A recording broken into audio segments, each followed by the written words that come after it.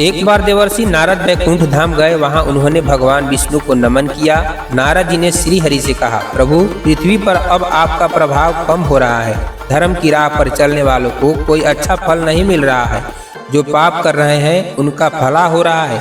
तब श्री हरि ने कहा, ऐसा नहीं है देवर्षि, जो भी हो रहा है सब नियति के माध्यम से हो रहा है।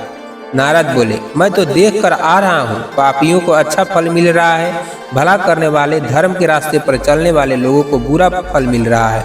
भगवान ने कहा, कोई ऐसी घटना बताओ।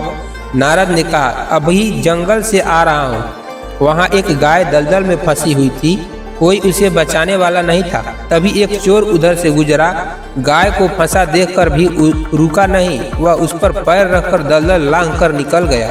आगे जाकर चोर को सोने की मोहरों से भरी एक थैली मिली। थोड़ी देर बाद वहां से एक वृद्ध साधु गुजरा।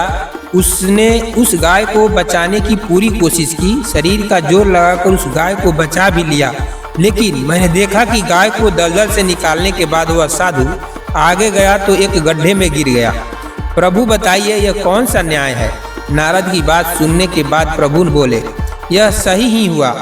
जो चोर गाय पर पैर रखकर भाग गया था, उसकी किस्मत में तो एक खजाना था, लेकिन उसके इस पाप के कारण उससे केवल कुछ मोहरों से भरी गठरी ही मिली। वही उस साधु को गड्ढे में इसलिए गिरना पड़ा क्योंकि उसके भाग्य में मृत्यु लिखी थी।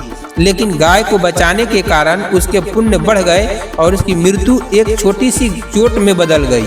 इंसान के कर्म से उसका भाग्य तय होता है। जीवन में सद्कर्म करते रहें, किसी का अहित न करें। इस कहानी से यही सीख मिलती है। दोस्तों, ऐसे ही कहानी के लिए हमारे चैनल को सब्सक्राइब